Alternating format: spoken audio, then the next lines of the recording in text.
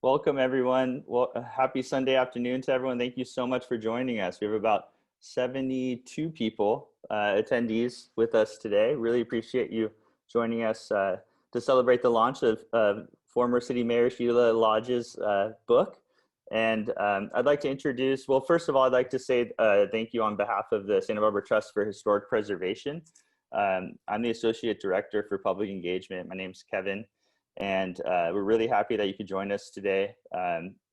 We have been trying to bring and keep the relevance and resonance of the sites and the history of the sites that we take care of as much as we can during this COVID-19 pandemic. And one of the ways is to offer and host these virtual talks and speaker series. So I'd like to thank the UCSB History Associates for organizing this talk with Sheila, and then bringing it to our attention so that we could help make it happen. So I'm going to hand it off to Mary Stanley, who's the board president of the History Associates. Thank you, Kevin.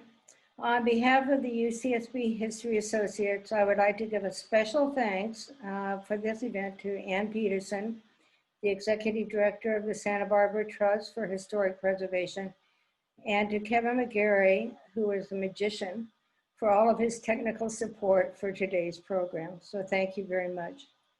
UCSB History Associates is a UCSB community organization whose purposes are to support the history department and the graduate history students at UCSB, and to share research with the broader community.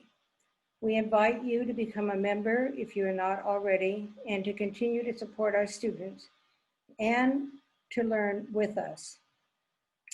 Today, we have the opportunity to learn more about our own South Coast community as the City of Santa Barbara's previous mayor, Sheila Lodge, discusses her new book, Santa Barbara, an Uncommon American Town. As many of you know, Mayor Lodge has been a leader in Santa Barbara for many years. She served on the Santa Barbara Planning Commission from 1973 to 75, on the City Council from 1975 to 81, and as mayor from 1981 to 93. During those times, she had to deal with a wide variety of community challenges. And during that time, as much as she was busy trying to help solve problems within the community, she was also able to welcome the Queen of England on her first visit to Santa Barbara. Mayor Lodge continues to be involved in the community and is currently a member of the City Planning Commission, a docent at the Santa Barbara County Courthouse, a board member of History Associates, and she has still had time to research and write her latest book, which, by the way, can be found at Chaucer's, the Book Den, and other local bookstores. Following her presentation, there will be an opportunity for questions and answers. Please join me in welcoming community leader and author, Sheila Lodge. Sheila.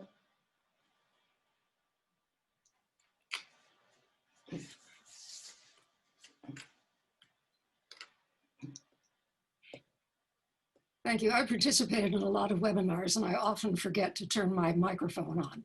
I hope everybody can hear me. Thank you, Mary, and thank everyone who has joined us this afternoon. I will talk about why I wrote this book, then about doing research, and finally Santa Barbara's history. It's been an interesting journey and I certainly never expected to end up with a book. In 1982, when I was newly mayor, I was in a rare book bookstore chatting with the owner about my interest in collecting books about Santa Barbara. He asked me if I had a copy of the Works Project Administration Guide to Santa Barbara, published in 1941. I did not. He found a copy for me and I bought it. When I got to page 43, I found this quote from a newspaper editorial. Next. Next slide, please. Sorry, Sheila, we're going to share a screen now. Okay. Okay.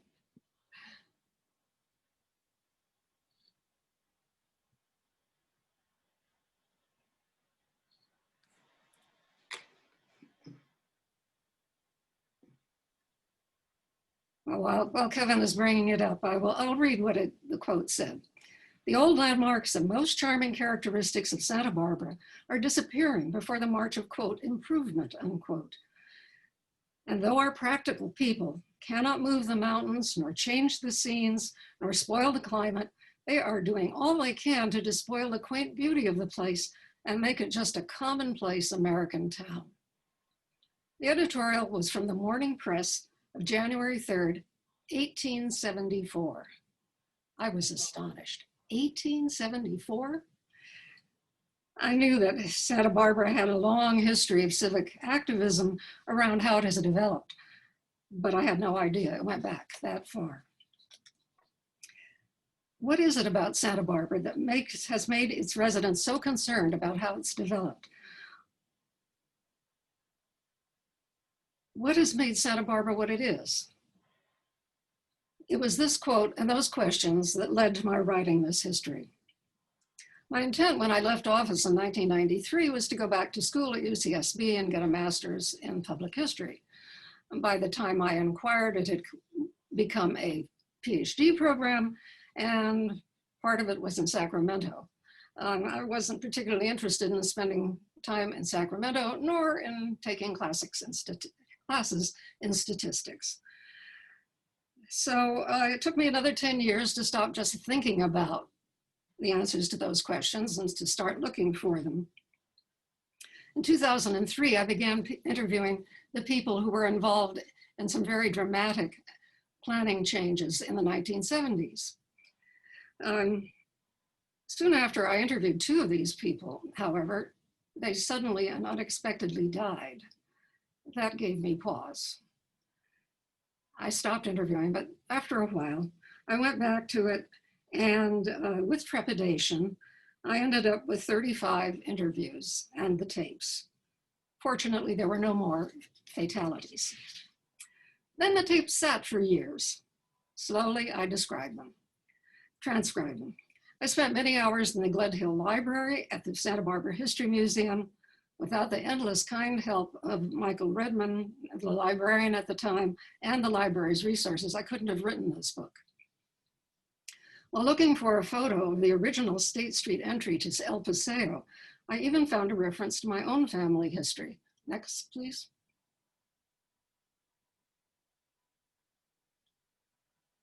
Kevin, are you there? There we are. The Acme Furniture Corporation and the truck that goes with it belonged to my uncle, and we frequently, when we came on visits from Ojai, visited him in the store. Please note the 820 State building next to the entry to El Paseo. We'll get back to that later.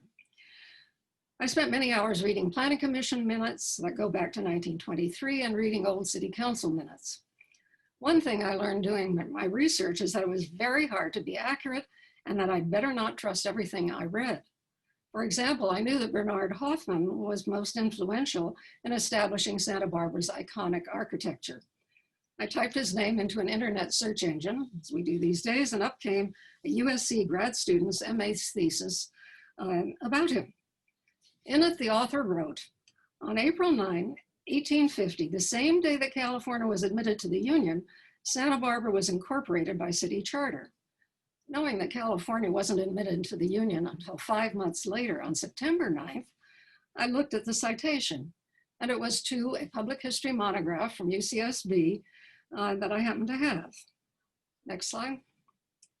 I looked for the source, and there it was, in almost exactly the same words, just with the phrases rearranged.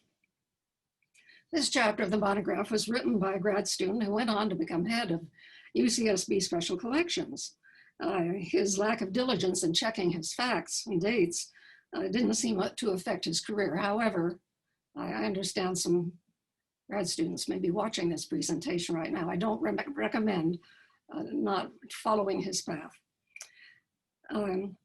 The 5-month delay in statehood was as a result of the great conflict in Congress at the time over whether new states were to be admitted as slave or free. The year before, 1849, delegates to a California Constitutional Convention unanimously voted to make California a free state. An official California history says, notwithstanding the fact that Congress had passed no bill for the admission of California to the state into the Union, and might never pass one, California broke all precedents by declaring itself a state and a free state at that. The brilliant audacity of California's methods of admission into the Union stand without parallel in the history of the nation. It took months for congressional negotiations and the passage of 5 bills to balance out the numbers of free and slave states. And so to the history. Next slide. Chumash Native Americans villages existed in what became Santa Barbara for some 8,000 years before Europeans arrived. Santa Barbara began as a Spanish community with the establishment of a presidio, or fort, in 1782. A critical element in the choice of location and planning development is the availability of water. There were springs near the presidio site, and when the mission was established 4 years later near Mission Creek, it flowed year-round then and provided ample supplies. Captain George Vancouver of the British Navy visited in 1793. He described the terrain as being chiefly composed of barren, naked mountains. There were a few groveling shrubs. In 1836, Richard Henry Dana visited. He described Santa Barbara as entirely without trees as a result of a fire 12 years before. The mission priests brought with them almost all the plants and seeds needed to support the mission. Waterworks for the mission were necessary long after its establishment for irrigation purposes. And in 1806, 20 years after the establishment of the mission, next slide, a dam was built in what is now the Santa Barbara Botanic Garden. This was the first effort to provide additional water supplies for this semi-arid area. A 1.5 mile long stone aqueduct carried water by gravity flow to the mission. Next slide. Perhaps some of you are like me and have driven by this wall many times. That's Los Olivos to the left, and thought it was just a stone wall. I knew that it was part of the aqueduct system, but not just how, until, next, I walked up to it and saw that the aqueduct is on top. Next, this drawing of Santa Barbara in the mid-1830s shows the barren hills. Santa Barbara was no longer under the control of Spain. Mexico had won its independence in 1821 and ruled its Alta California territory with a light hand. In the Mexican-American War of 1846 to 48, a war fought over just where the boundary between the US and Mexico was, Mexico was defeated. Under the treaty ending the war, Mexico agreed to sell to the United States all of California, plus a large area composed of most of Arizona, Nevada, Utah, Colorado, part of Wyoming, and roughly half of New Mexico for a mere $15 million. The Santa Barbara City Council began planning for the now American town at its second meeting. Next slide. In 1851, a grid was laid out in 450-foot squares, a manner of urban design that goes back some 5,000 years. The grid ignored the streets, the creeks, and existing development. You can just see it going right over many of the adobes. Next. This 1877 view shows Stearns Wharf. Built in 1872, the wharf was the primary reason for the 1874 editorial comment about Santa Barbara becoming commonplace. The new American residents preferred wooden houses to the charming, although sometimes dark and dirt-floored adobes. Next. Taken sometime after 1875, this photo shows the county courthouse in the middle distance and the mission on the top of the rise. Next.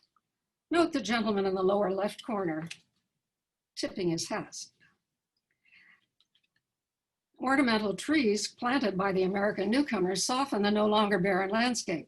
Starting in the late 19th century, noted horticulturalists imported plants from all around the world to this place where just about everything grows. Almost anywhere in Santa Barbara, from street level, next, or on a hill looking down, mostly trees are seen. Even next on Santa Barbara's main commercial street. As more Americans heard about Santa Barbara's beauty and its climate, some began to winter here year after year. Next. One of these was Kate Wiggin, author of Rebecca of Sunnybrook Farm. In 1892, lamenting changes taking place since she first came to Santa Barbara, she wrote, "The Siren village has changed its former aspect in these later years. One is almost sorry for it, and to vote civilization a bore when he remembers the charm that hovered about it in its pre-civilized days. The picturesque adobes, the rodeos. But all this is quite a thing of the past. They have a mayor now, a railway, and a fire company. And the interesting little hamlet is in danger of becoming modern, commonplace, and inartistic." In 1888, the city engineer made a survey and concluded that water from the Santa Ynez River flowing on the other side of the Santa Ynez Mountains was going to waste. 7 200-foot wells were drilled in 1887. Only 9 years later, Santa Barbara was running out of water. A horizontal well was drilled into the mountains, which produced enough water for 2,500 people a day. Some said, for the time being, Santa Barbara's municipal water worries were over. However, just 8 years later, demand again exceeded supply, and a 3.7-mile tunnel going through the mountains to access Santa Ynez River water was begun. Completed in 1912, it was the longest water tunnel in the world at the time, a real engineering achievement. Infiltration into the tunnel itself provided and still provides a significant amount of water. Next. Gibraltar Dam was built 1918 to 1920 to capture stormwater in Gibraltar Reservoir. From there, it went through Mission Tunnel to Santa Barbara. Some thought that Santa Barbara's water problems had been solved for all time. Prior to the end of the 19th century, cities generally just grew in a haphazard fashion, often with congested, unsanitary dark tenements and without parks or open space. In the late 1900s, the City Beautiful movement began from a desire to create more attractive and livable urban environments. Next. The Chicago's World Fair of 1893 played a key role in its creation. It illustrated how city planners could bring open space and grand public buildings into crowded cities. Building codes were adopted that required more light and air. Cities across the country became interested in community improvement and beautification. In 1902, Santa Barbara City Council appointed the city's first Parks Commission. In 1909, another newspaper editorial said, "The city must not become commonplace because it grows, but the larger city must retain that distinctive character and deserve the reputation for beauty accorded the older and smaller city." When I began my research, I knew that in the early 20th century, a movement arose to build in Mission or Spanish colonial revival style in the areas where the Spanish had settled. I did not realize how many such buildings were built here early on. Next. The train station in 1905. Next. The 1913 Riviera Campus. Next. And Santa Barbara Library in 1917. In 1912, in Ojai, a Midwestern industrialist was building a second home. Next, he looked at the far Western style wooden storefronts and sidewalks of the village and decided Ojai should have a new facade based on a Mission arcade. Next. This redo, completed in 1917, inspired many others. The most famous example remains Santa Barbara, where in 1922, the civic activist Bernhard Hoffmann proclaimed himself an admirer of Libby's Ojai project.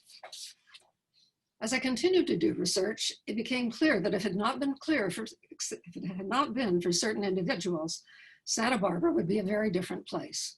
Next, it would not have the distinctive built environment for which it is famous if two civic activists, Pearl Chase, who gets far more credit than she deserves, and Bernhard Hoffmann, who gets far less credit than he deserves, had not worked hard to urge and guide Santa Barbara towards the use of the Spanish colonial revival architectural style. In 1906, while a student at UC Berkeley, Chase came home for Christmas vacation, got off the train, and did not like what she saw. She determined that if she didn't do anything else with her life, she would devote herself to making Santa Barbara a better place. She later said, "I do not fight against things so much as I promote better things. As far as I'm concerned, I haven't achieved much. I just make other people want to do it." She wrote of city planning, a city that develops finely should delight the eye, feed the intellect, and lead the people out of the bondage of the commonplace. Next slide. In 1919, Bernhard and Irene Hoffmann arrived in Santa Barbara with their diabetic daughter. She was to be treated by a local noted diabetes specialist. The Hoffmanns quickly became engaged in the community. He arranged to restore Casa de la Guerra and to create El Paseo around it. In 1921. In 1920, Chase formed the Santa Barbara Community Arts Association to encourage music, arts, and drama. In 1922, a fourth division was added, Plans and Planting. Hoffmann became its chair. He helped guide the design of public buildings, next, including the high school, the Lobero Theater, and City Hall. All of these were built in 1924. Described as a practical idealist, Hoffmann was secretary to the city's first planning commission and chair of the first municipal architectural board of review in the United States. And it was his idea. After it was too late to add to my book, I came across this quote from Bernhard Hoffmann. Perhaps it was because we were newcomers. In reality, this is Mrs. Hoffmann's dream, that we saw the possibilities of restoring some of the old-time beauty and picturesqueness and preserving what we already have. So it was Irene Hoffmann who was the inspiration behind her husband's activities. She is to be thanked, along with him, next, as they both are in this plaque placed in El Paseo in 1935. On June 29, 1925, a major earthquake struck Santa Barbara, often described as destroying or devastating Santa Barbara. Damage was much less than widely reported.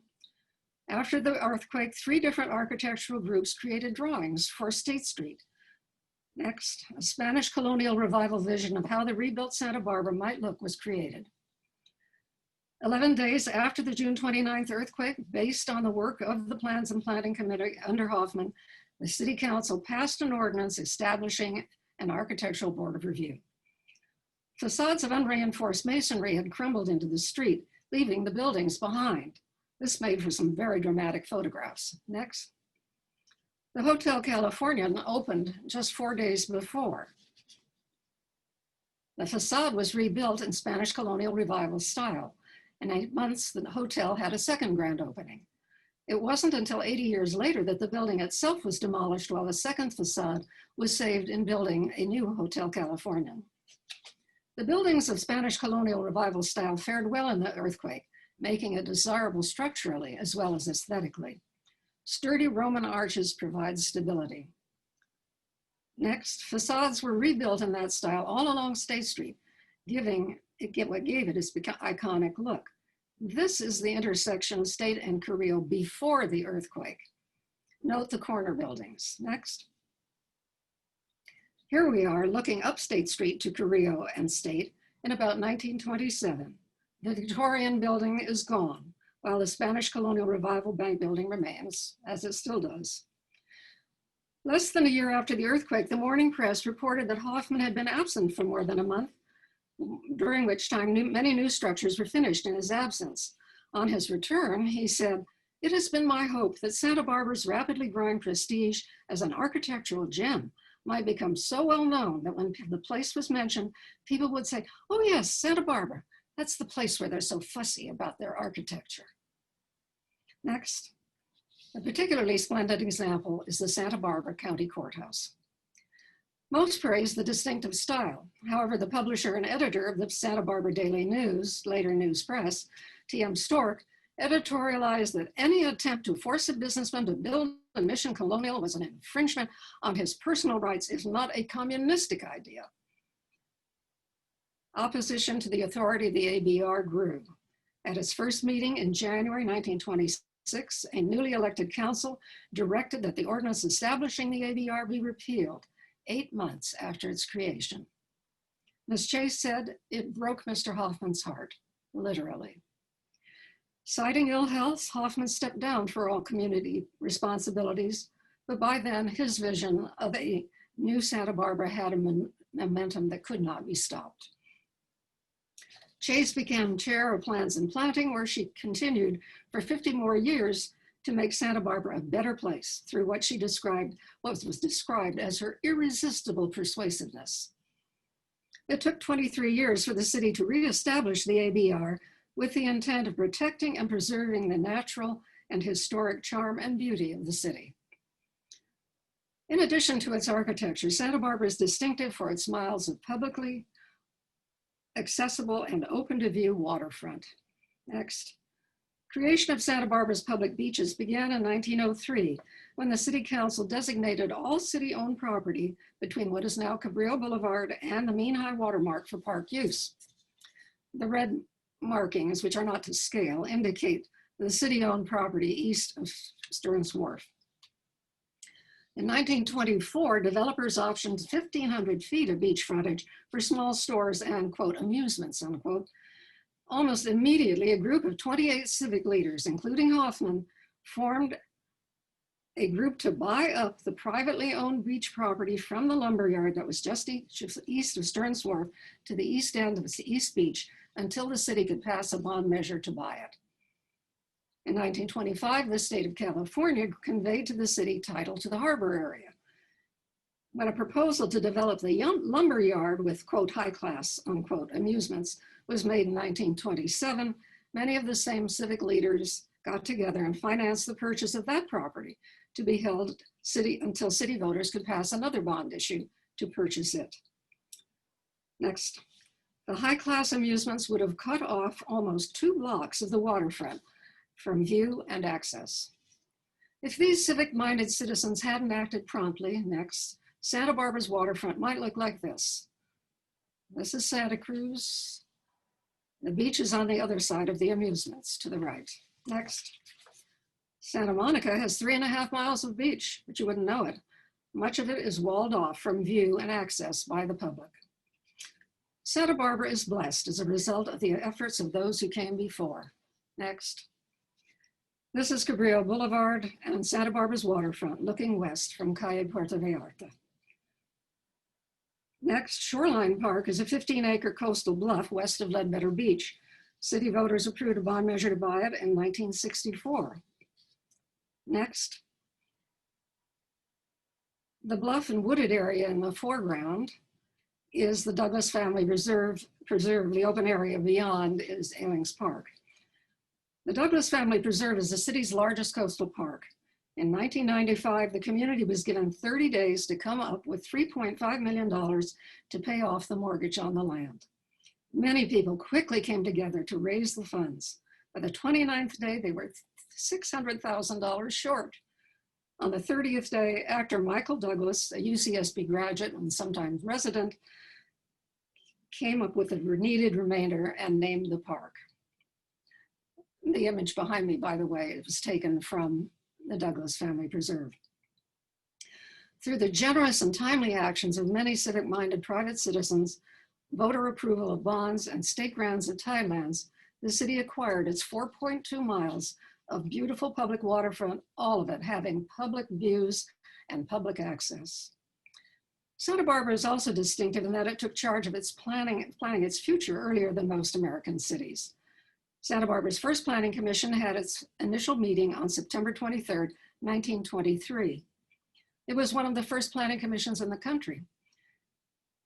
Even though California had passed legislation in 1915 authorizing planning commissions and the creation of general plans, plans laying out how the community would develop. The plan shall be made with the general purpose of guiding and accomplishing a coordinated and harmonious development of the municipality. That included morality. It was also to provide for the improvement and control of architecture.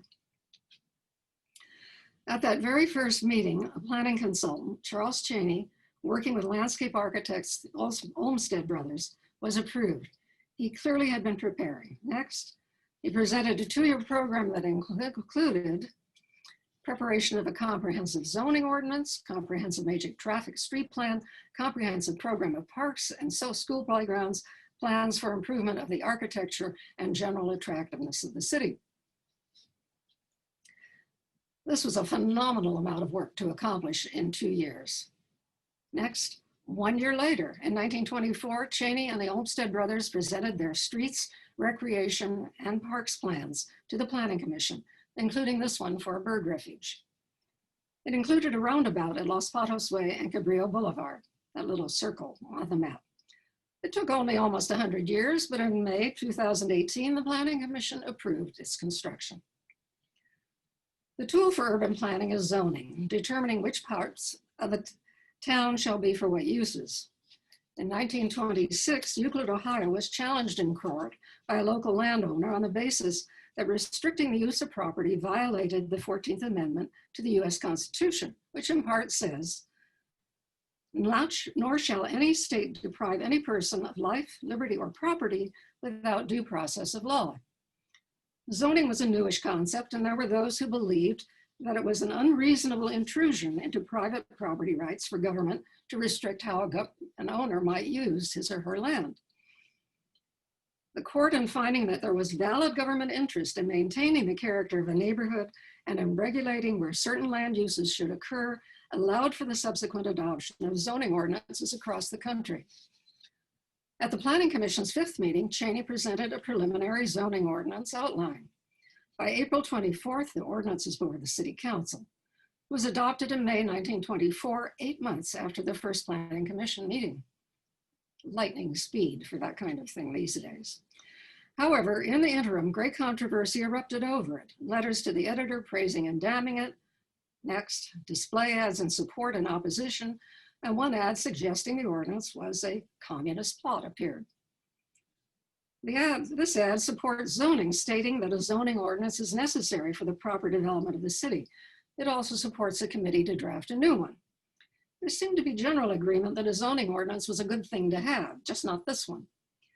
It was repealed weeks after its adoption. A new zoning ordinance wasn't adopted until more than 2 years later. While reading through the Planning Commission minutes, I came to 11 numbered but blank pages. The minutes just before the blank pages were for the meeting on May 31st, 1927. After the blank pages, the minutes resumed with the meeting of December 19th, 1928. Why were there no Planning Commission minutes for 18 months? In part, it seems to have been a result of the backlash to the zoning ordinance adopted and then repealed in 1924. In 1925, the City Council decided a new city charter was needed. An election for a board of freeholders to draft it was held in May 1926. The new city charter was presented to the new draft city charter was presented to the City Council in August, and the election set for November. It was reported that a majority of the board of freeholders thought that the current city manager form of government was a failure. The majority of the members of the council were said to be opposed to the draft, not only because it's defective in substance, but because it abolishes the managerial form of government. The Morning Press editorialized that it can say without reserve that the measure proposed in the name of the freeholders is considerable of a mess. The Santa Barbara Daily News reported on difficulties with the existing charter and making needed changes. The new charter was approved by 61% of the voters. It took effect on June 1st, 1927, when an entirely new city council was seated. One of the first items of business was the passage of an emergency ordinance to provide for a building department and a purchasing agent, the new charter failing to provide for these. The city attorney reported that there was no planning commission. The news story said the omission of a planning commission in the city charter was the result of political enmity towards certain members of the commission existing on part of the dominating influence in the board of freeholders. Petty politics had prevailed. Not only had the city lost its progressive professional management, it seems to have lost its sense of common interest in the community as a whole. Eventually, the council recreated the Planning Commission, but it didn't begin to function again until December 1928, thus explaining the 18-month gap. The major factor for growth in the Santa Barbara South Coast region has been and is UCSB. In the late 1960s and 1970s, the Goleta Valley became the fastest growing areas in the United States, impacting regional resources. The growth could not have occurred without the construction of Kachuma, later named Bradbury Dam, and Cachuma Reservoir on the San Ynez River. Construction began in 1950, was completed in 1953. 5 years later, the reservoir held little more than 1/10 of capacity, confirming the view of those who said there never would be enough rain to fill it. The peeved opponents of the project said that Cachuma was a dry lake monument to New Deal extravagance. Then the rains came in the wettest winter in 17 years. Cachuma spilled in April 1958, holding enough water to last 18 years at then current rates of consumption. The project was hailed as the solution to 150 years of water problems. Downtown, Mr. and Mrs. Thaddeus Susky asked for a height variance for their property at 820 State Street. They asserted that they had to have a building that exceeded the existing height limit of 60 feet to generate enough income to provide for the costly maintenance of the adjacent El Paseo, which they also owned. Several planning commissioners expressed concern about preservation of El Paseo, while the Suskys hinted that they might demolish El Paseo and build a new tall building on its site if they didn't get approval of their variance. Blackmail? Some commissioners had no problems with the taller building, but wanted to be assured that El Paseo would be protected. Mrs. Susky asked that they have faith in them. A motion to approve the request passed with just 1 vote in opposition. Next. At 88 feet, 28 feet over the 60-foot height limit, 820 State Street overwhelms historic El Paseo in the foreground. In 1968, another proposal was made for development exceeding the 60-foot height limit. It was for 2 107-foot, 9-story condo towers. Next. Neighbors Terry and Penny Davies had heard about it. They had seen Miami Beach. Next. Fearing that a similar fate might befall Santa Barbara, they and many others, including Pearl Chase, vigorously opposed the project. The Planning Commission unanimously denied it, saying it was out of character with the community. The proponents appealed to the city's council. Despite Planning Commission denial and public opposition, the council granted a variance for to this existing city ordinance to allow their construction. They were almost 2.5 times as tall as the zoning for that zone provided for. After council approval, Terry Davies, an engineer, and Estelle Bush and Frances Yulo, neighborhood housewives, searched for an attorney who would agree to work pro bono and to sue the city. They were successful in getting an attorney, and their attorney was successful. The judge ruled that the city had violated its own ordinance. The variance could not be granted. In her interview, Estelle Bush said, "Peons were able to sue 29 of the wealthiest people in the community, the council, the mayor, Jerry Beaver, and Bill Alexander, the developers. And we won." She was so proud. In 1975, Alice Keck Park bought the El Mirasol land to give to the city of Santa Barbara for a park. If the suit hadn't been filed and won, it's likely many more such projects as El Mirasol would have been built, and Santa Barbara would have been quite a different place. Next. Because of the concern of 2 housewives, a research engineer, and the generosity of Alice Keck Park, Santa Barbans have lovely gardens instead of 2 107-foot condo towers. In February 1972, another large project was proposed that caused community controversy. Southern Pacific, which owned the property between the railroad track and Cabrillo, presented a proposal for development of the waterfront. Next. Cabrillo was to be moved substantially north. The existing roadway was to become a promenade. 1,000 hotel rooms and a 2,000-person conference center were proposed between the relocated Cabrillo and the beach. Residents heard about the proposal and feared loss of access to the beach. They approached Paul Rellis, co-director of the Community Environmental Council, an organization formed to find solutions to environmental problems, and he became very much involved. An ad hoc committee for Santa Barbara was established. Its goal was to have a much smaller hotel and increased park area, all north of Cabrillo. Southern Pacific met with this committee and numerous other groups. In August, it announced a new plan. Next. Cabrillo remained where it was. and all development was north of it. It was still a 1,000 room hotel and 2,000 person conference center. There was still about a half mile of buildings, cutting off almost all views of the mountains from Carrillo and the beach. Years went by with continuing lengthy negotiations and with lawsuits between the property owners. Agreement at last was reached on 360 hotel rooms and a 1,000 person conference center, 1/3 and 1/2 the size of what was originally proposed. However, some thought that there was still too much hotel and not enough park. They got a special ballot measure on, and in a special election 13 years after the hotel was first proposed, the voters agreed that the hotel should be approved. Next. This low intensity development is the result of years of negotiations, battles, should I say, and an election. It is appropriate for and sensitive to its extraordinary setting, a setting provided in part by the people of Santa Barbara. Niall Utterback was another individual who made a big difference. A scientist with a PhD in nuclear physics, he came with his family to Santa Barbara in 1963 to do research for General Motors Defense Research Laboratories. In 1970, he applied for and was appointed to the Santa Barbara City Planning Commission. Santa Barbara was already beginning to feel crowded. San Fernando-style development was spreading here. Next. Boxy apartment buildings and concrete were replacing single-family homes. The character of established neighborhoods was changing. Next. Distinctive family homes, single-family homes made way for these boxy apartment buildings. This one, fortunately, still remains.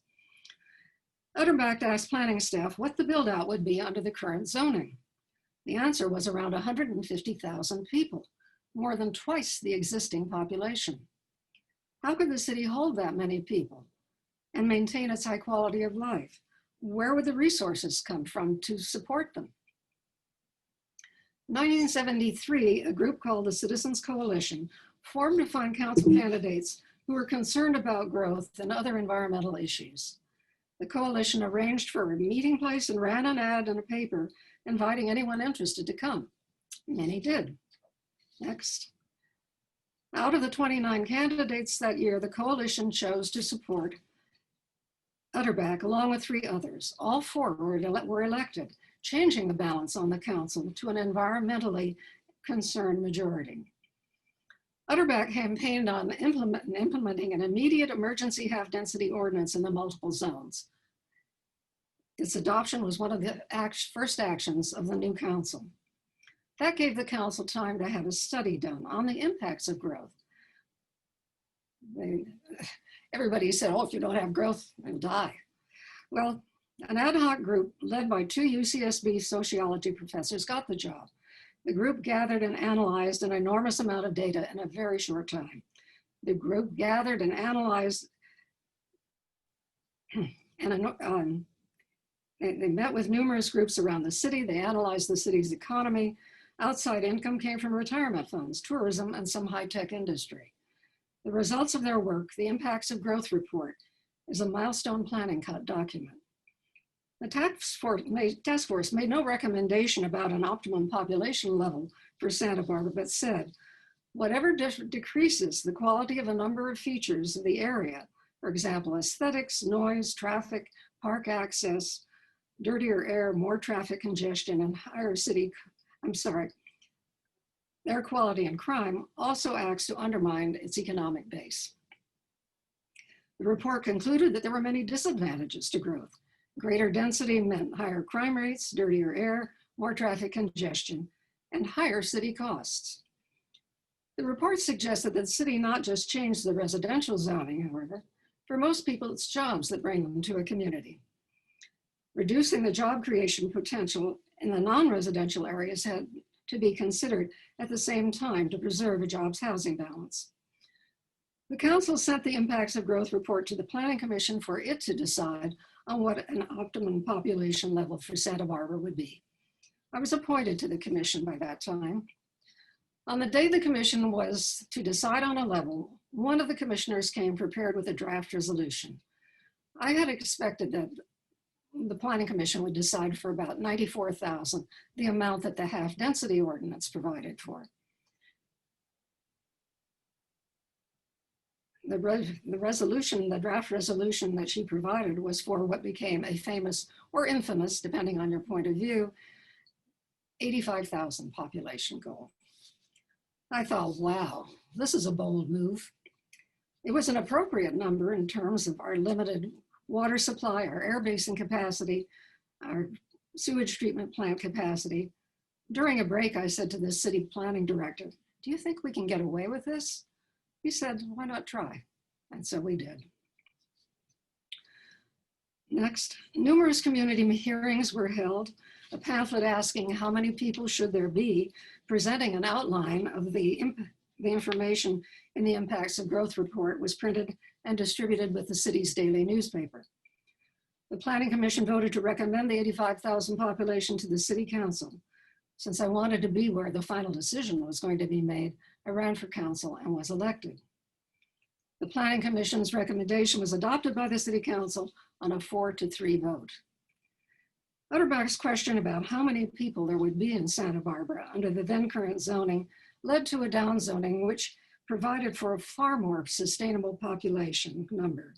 Without his efforts and his vision of what was needed to maintain Santa Barbara's high quality of life, this again would be a very different city. In 1987, the city began a general plan update process that dealt with the job side of the jobs housing balance. After a year and a half of studies and public hearings, planning staff created a formula for non-residential growth. It limited the amount of new non-residential square feet that could be built each year over 20 years. This formula was written into a 1989 ballot measure to assure it could not be changed without a vote of the people. The innovative measure passed, providing a way of pacing new job creation in the city charter. Drought struck Santa Barbara again. It lasted from 1987 to 1992. As water supplies dwindled, the city looked for new sources. The council decided to proceed with construction of a seawater desalination plant. While costly, it could be accomplished in the shortest amount of time of all the alternatives. It would be under the city's control and used as needed. And unless the ocean dried up, it was a reliable source. The city had somewhat reluctantly signed up for a small amount of water from the California State Water Project, a project committed to delivering almost twice as much water as it had. And during the drought, when the city would need the water most, it would not have had any. In 1979, the Santa Barbara County voters turned down a measure authorizing the issuance of bonds to construct facilities to import the water. Next. The potential additional supplies could have encouraged unsustainable development. By February of 1991, Cachuma was at 15% of capacity after 5 years of drought. Then the March miracle storms of 1991 dumped 23 inches, an unprecedented amount, on the watershed upstream of Gibraltar Reservoir, and its spill, Cachuma began to fill. That June, state water bonds were on the ballot again. Next. This time, after 5 years of dead lawns, water police, careful conservation, and fines for wasting water, the bond measure passed. A measure to make the desalination plant permanent also passed. It seemed as if Santa Barbara's water supplies were assured. Completed the following spring, the desalination plant was operated for a brief period to make sure it worked, and then mothballed. Some people complained to me about all the money spent on building it, and I said, just you wait. The time will come when the city will need it again. In September of 2005, the city began preparation for another general plan update. At the end of the jobs creating limitation 20-year period in 2009. I had left office in 1993, but because of my concern about the way the general plan update was going, I applied for the Planning Commission and was appointed once again to it in 2008. As with previous general plan updates, there was public outreach with dozens of meetings, large and small. When people were asked what they loved about Santa Barbara, they said its small town feel, diverse population, scenic beauty, distinctive architecture, especially downtown, and preservation of historic character, and as well as its vibrant and dynamic culture. The major problem was the lack of affordable housing to rent or to buy. This was not a new issue. One history noted, by 1930, the council's weekly docket contained such items as rezoning requests to ease the housing crisis. In 1948, a special ad hoc committee noted the most pressing problem in the city at the present time is the lack of new rental units and new homes for sale at prices people can afford. More than 25,000 additional housing units have been built since 1948, and we have the same problem. Some believe that if densities were increased, it would be possible for developers to build market rate affordable housing. In effect, the downzoning of 1975 would be overturned.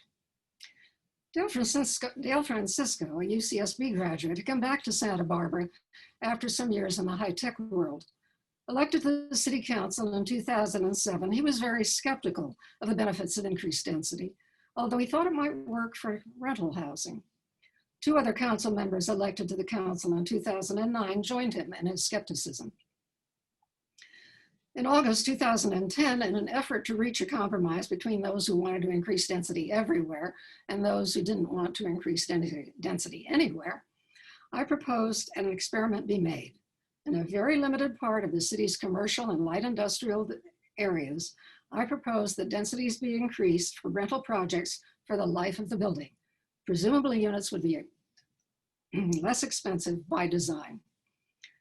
A design charrette held in July 2011 sought to show how increased densities would allow developers to build market rate affordable housing affordable to middle income households. Higher densities did not make it possible for affordable sale housing to be built. It did provide for affordable rental housing to be built. Rents, this council were told, would start $1,200 a month. Francisco pushed through a high-density rental development test program, limited in area, in time, and number of units, which became known as the AUD High Priority Overlay. It allowed up to 63 dwelling units to the acre. If he hadn't been there, the 1975 downzoning likely would have been undone, and Santa Barbara would have been failing what I believe would have been an uncertain and unsustainable future. When I made the suggestion for the test program, next, I had in mind Casa de las Fuentes, this beautiful housing authority project at Carrillo and Casillo streets. Its density is 57 dwelling units to the acre. High density projects that fit within the community can be done well. Next. However, what the city got is the marc. This 89 unit mixed use development on State Street. It was the first high density test program rental project to be completed at 63 units to the acre. To my dismay, rents began at $2,445 a month, twice what the design charrette recorded, and went up to $4,100 a month. I was naive or just plain dumb. I've since learned that there is no such thing as affordable by design. Rents will be what the market will bear. A new drought began in 2011, one that became the most severe in recorded history. Next, the mothball desalination plant was put back into service. In the meanwhile, local government's ability to control their own planning, to decide how they will develop, long an accepted right and responsibility, is being eroded by new state laws. In January 2017, one went into effect, which basically does away with single-family zoning relating to accessory dwelling units. Also brought to the city by the state legislature are district elections. By their nature, they create council members who focus on their districts. Sound city planning takes a vision for the whole community, not just part of it. Another change is in the culture in the planning department over the last 25 years. I used to think of planning staff gathering around a conference table and trying to figure out what could we do to make Santa Barbara even better. Now they are directed not to do a thing unless the city council tells them to do it.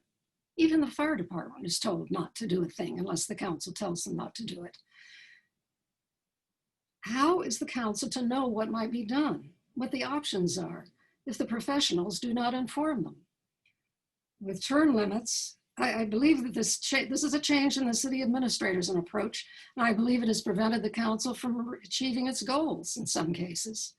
City staff, sometimes told to not,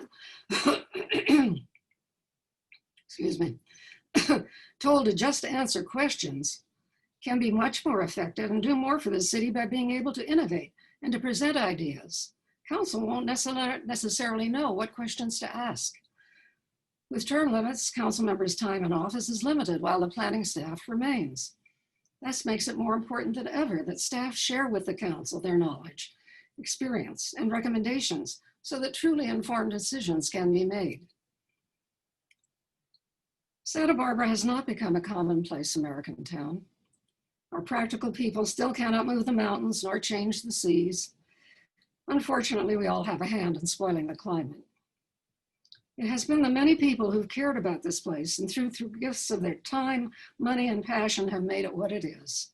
Housewives, engineers, elected officials, planners, peons, the wealthy, and others of all walks of life fought against the commonplace. Next. This is classic Santa Barbara. If we lose this kind of urban environment, we lose what makes Santa Barbara unique. What gives it its special sense of place. We even harm our economy. We who live here and those who come after have a right and a responsibility to maintain the high quality of life that comes from our unique natural environment and our carefully considered and crafted built environment. Santa Barbara not only has a sense of place, it has had a sense of community. I urge all of you who care about Santa Barbara to be part of it. Get involved and stay involved. It's in everyone's interest, including the practical people, to help protect and enhance this special, still uncommonplace American town. Thank you. Thank you, Sheila. Thank you, Sheila. And now Dr. Sears McGee is going to lead us in a question and answer session.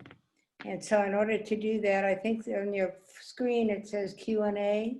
If you have a question. Oh, sorry, Mary. We're gonna do the Q&A through the chat function. Okay. So if you have a question, just you can put it in the chat box, and Sears and I will field those questions to Sheila.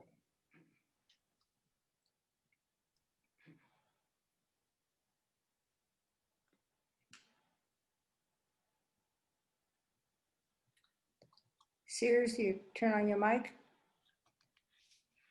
Yeah, we'll probably have questions beginning very soon as people mull over. Sheila has given us a lot to think about, a fascinating story that she has told of the preservation of a great deal of what makes Santa Barbara so wonderful, and the dangers that lie ahead. I'm sure there will be questions. Let's see if I can find. Yeah, how are we doing here? I think if you go to chat, is that where Yeah, it is? here's an interesting question from why can't Shoreline Park be protected by a storm wall? New England towns have many. Thanks for your presentation. Any thoughts on that, Sheila? Yes.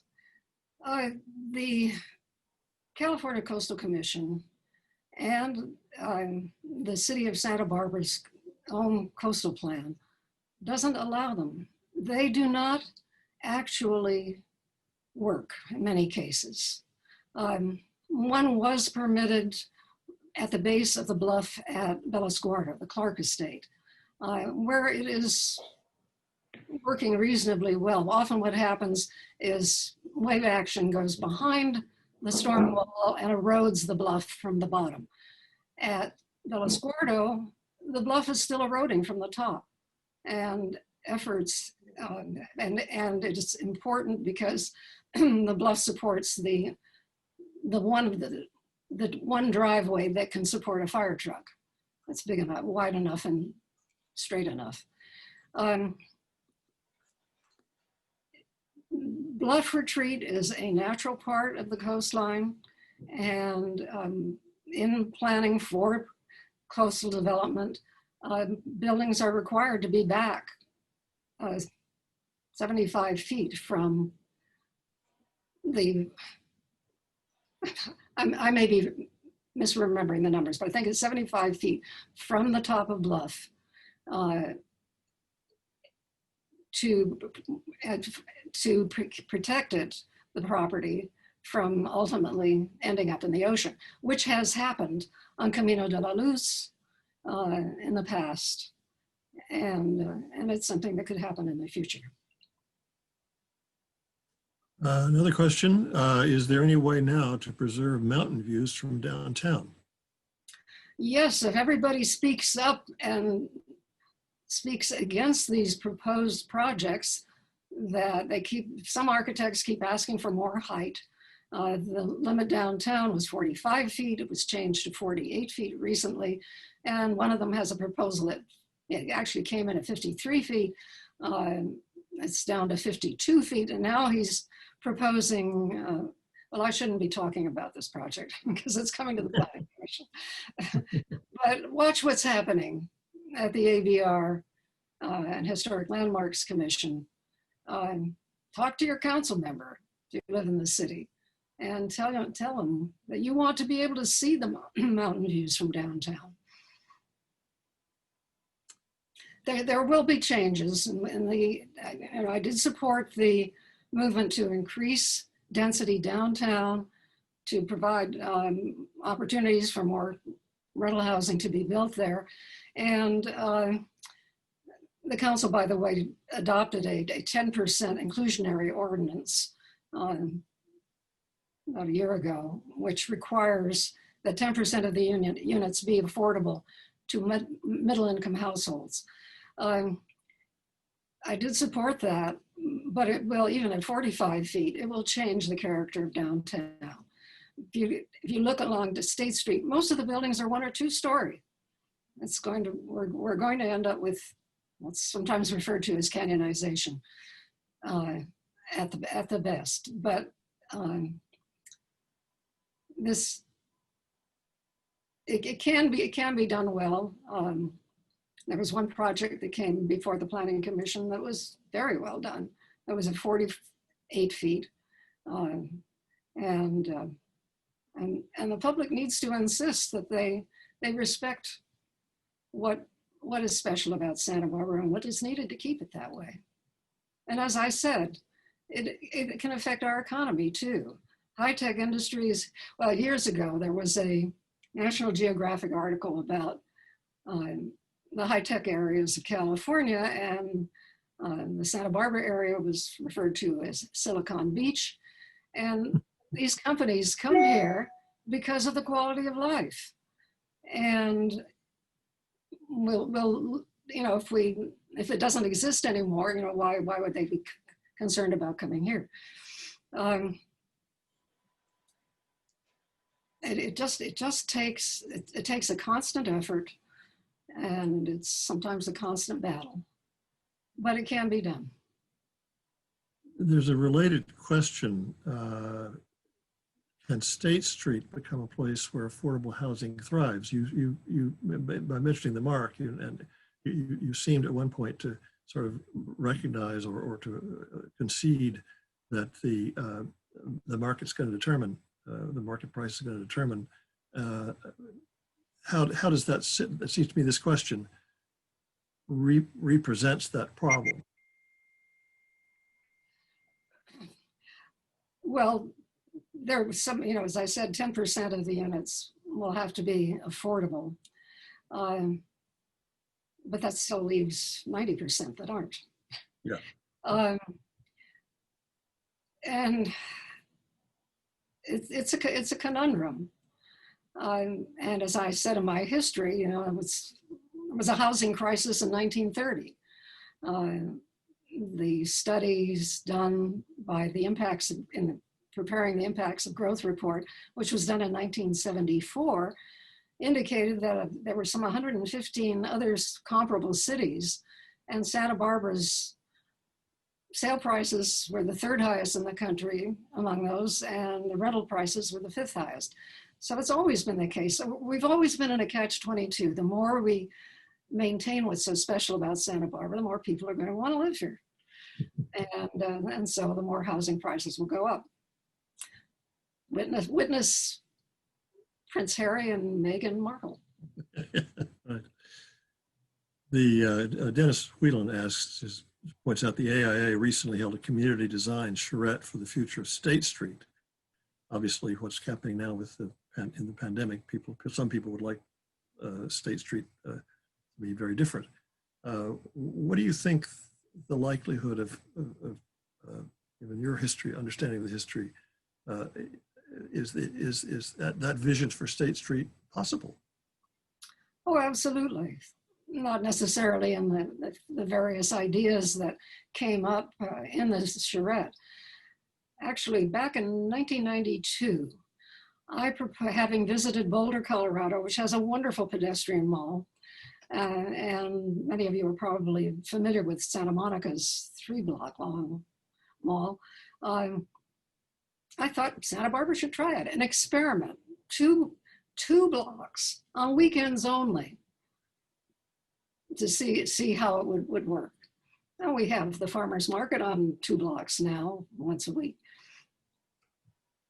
Well, a very dear man who owned La Arcada had experience of pedestrian malls that hadn't worked. And if they're not done right, that is a possibility. He hired an outside consultant to come to Santa Barbara, and they've made a presentation. And in the Art Museum's theater, I nearly got hung from a lamppost in La Arcada that night. And the consultants, the outside consultants, said the city should bring the parking back to State Street. Yeah. Yes. So, I think it can be done very well on State Street. I would like to see it made permanent. And the AAA did a survey in which they asked people about the pedestrian mall, and by a large margin, people wanted to see it stay. By a large margin, they also didn't want to see buildings any taller than 3 stories, despite what the architects say. Yeah. I noticed a comment in the,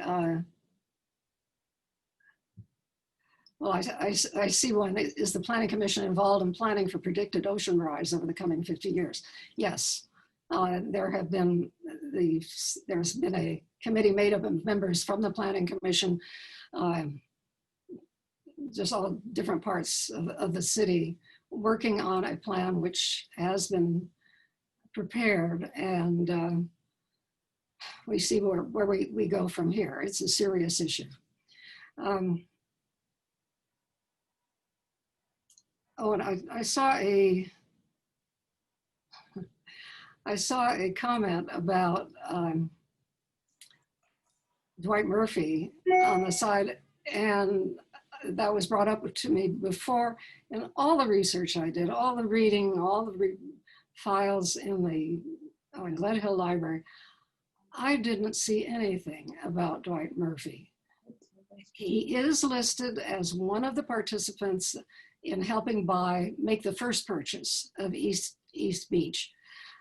But he's not in the list of the people that bought the second parcels. So the second parcel, which was the existing lumber yard. He was very active as chair of the Parks Commission, and certainly did a lot of good things for the city, but he did not, as far as I could tell, play the role in the city's development that some people think he did. Judith Flattery asks, how did the Funk Zone redevelopment come about?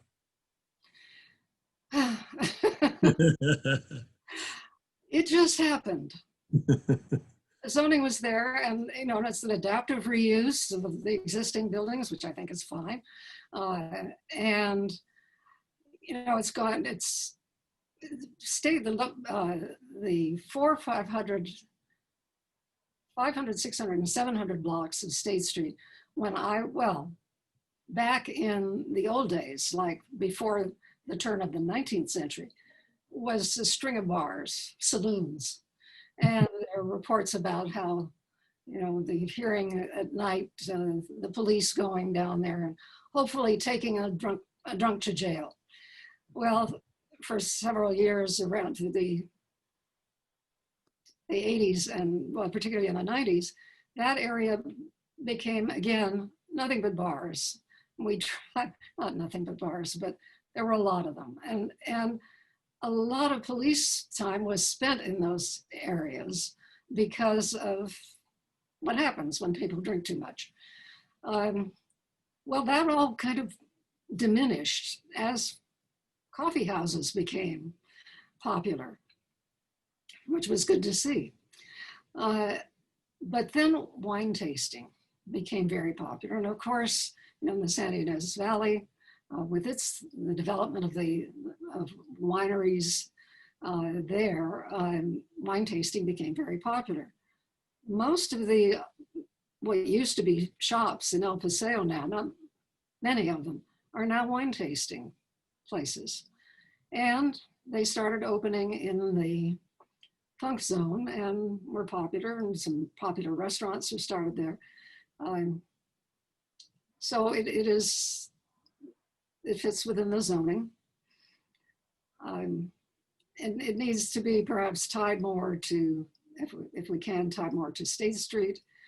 And it obviously is very popular with locals as well as tourists. Barbara Lindeman asks whether the Planning Commission is involved in planning for the predicted ocean rise that's coming in the next 50 years. Yes, absolutely. We've had a one-time, it'll be coming back before us sometime soon. I suppose part of the answer to the question about this, the seawall, what can be done would be an interesting question. We have an architect in Oakland who thanks you for your talk and asks what you see as the greatest challenges ahead of the city and what do you see as its greatest opportunities? Well, that's a nice far-reaching question. I think shaping the development that does happen downtown will be one of the biggest challenges. Water, I don't think is going to be a challenge in the future. The desal plant can be expanded. Plus, interestingly enough, people with the last drought really got in the habit of conserving water. And water use, along with new state laws, building code state changes, requirements for appliances and so on, water use is continuing to go down despite increased population. I don't want anyone to think that it's okay to start using water lavishly because of that. But people have done a wonderful job of conserving water in Santa Barbara, and that's the cheapest sort of water. You get new supplies by not using it. What was the other? Opportunities. Opportunities. Yeah. Well, Santa Barbara is pretty well built out. Anything that's going to, it is built out, I should say. Anything that there is one or two vacant properties I can think of that are parking lots.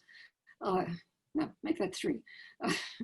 And so anything that happens will involve redevelopment. There's been a lot of talk of repurposing of the buildings along State Street. I think that is unlikely to happen because of building requirements now regarding seismic safety. It's just much cheaper to tear down what's there and start over again. And the two proposals on State Street that the Planning Commission both do that. Oh, I'm sorry, one of them is on an existing parking lot. I'm interested in seeing what becomes of State Street and the pedestrian mall. I think there are a lot of exciting opportunities there. Initially, when I came up with the idea of the increased density downtown, the council ended up not including the high density zone along State Street. And I think there was a feeling that, who would want to live on State Street? But with it becoming a mall, a pedestrian mall, it might be a very inviting place to live. So there are opportunities in redoing and enhancing what we have. It seems to me that Santa Barbara, you're quite right, is almost built out, but obviously Goleta is not. One of the questions earlier that I noticed was can you contrast development in both, the way development has worked in both communities? Well, 1975, when I ran for city council, there was a measure on the ballot in Santa Barbara and in Santa Barbara County to annex the Goleta Valley to the city of Santa Barbara. It's all one area. It's all one economic thing. It's a housing market and so on. But it failed. And then Goleta, some of the people in Goleta put on a big campaign to incorporate Goleta so they could do their own planning and control their own growth. And they have done a lot of that. There are large areas of land that would take a vote of the people to permit development on them. And I think the council is very concerned about development and how it happens. There are still, as you say, there are still some ag lands out there that have not been developed, and it'll be interesting to see. Well, some of those they're in Nolita, and it'll be interesting to see what happens with those. Well, I think we're just about out of time. Thank you very much, Sheila, for a superb talk. It was extremely effective and informative. If some of you are listening, Kevin has put on in the chat box a link to the book. You can place an online order, as well as, of course, buy the book at local bookstores. And so I hope many of us will do that. It sounds like a fascinating story. We'll get a lot more details than we were able for you to present, obviously, today. So thanks very much again. Thank you. Well, thank you for the opportunity to share what I've learned. All right, you guys, thank you so much, Sheila. That was, growing up here, it's so amazing to hear all the history. And thank you so much for your questions. Thank you, Sears. Thank you, Mary. We hope you tune into our upcoming events. I put a link to our calendar page on our website, but it's pretty simple. It's www.sbthp.org/calendar. And we hope that you can join us for our next two upcoming talks, our last two talks this year, virtual program. So thank you so much. And we hope you have a good night. Thank you, Kevin. Thank you. Thanks, Kevin.